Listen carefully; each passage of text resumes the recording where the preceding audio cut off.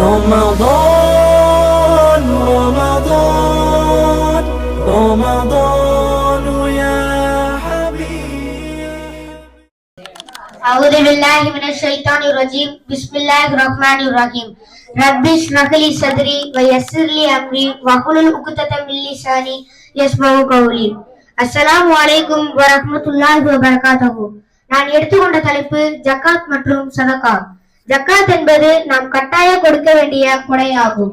சதகா என்பது நாம் விருப்பப்பட்டு கொடுக்கும் கொடையாகும். முதலில் ஜக்காத் என்பதை என்னவென்று பார்ப்போம். ஜக்காத் என்பது இஸ்லாத்தின் தூண்களில் ஒன்றாகும். நம்மில் பலர் மற்ற கடமைகளுக்கு தரும் முக்கியத்துவத்தை ஜக்காத்திற்கு கொடுப்பதில்லை. ஜக்காத் என்பது வருடத்திற்கு ஒரு முறை நம்மிடம் இருக்கும் தங்கம், வெள்ளி, பணம், பயிர்கள், கால்நடைகள் என ஒவ்வொன்றுக்கும் விதிக்கப்பட்ட வரம்பை அடைத்து நம் தேவைகளுக்கு போக மீண்டும் இருப்பதில் 2.5% ஏழை எளிய மக்களுக்கு கொடுத்து உதவுவது கடமையாகும்.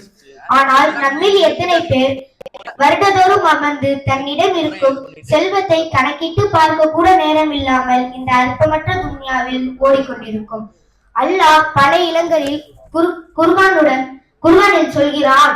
தொழுகையுடன் ஜக்காத்தையும் முக்கியத்துவப்படுத்தி குறிப்பிட்டுள்ளான். 98வது அத்தியாயம் 5வது வசனம்,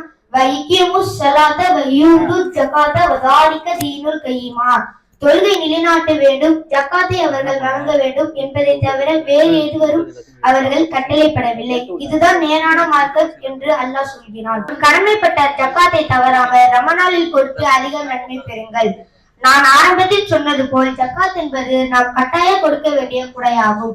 சதகா என்பது நம் விருப்பப்பட்டு கொடுக்கும் கொடையாகும். சதகா என்பது குறிப்பிட்ட செல்வத்தை தருவது அல்ல. நம் சிரிப்பு கூட சதகாதான். ஒரு நல்ல வார்த்தை கூட சதகாதான். பாதையில் கிடைக்கும் கல்லை எடுத்து கூட சதகாதான்.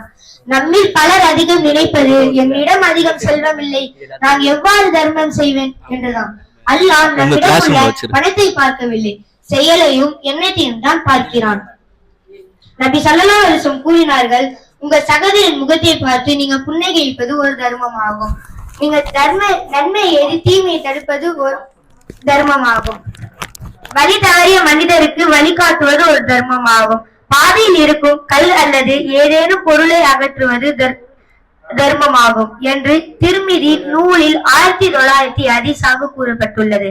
பசித்தவர்களுக்கு உணவு தருவது, முடியாதவர்களுக்கு உதவி செய்வது, இது போன்ற சிறிய சிறிய அமல்கள் நமக்கு பெரிய பெரிய நன்மைகளை தரும்.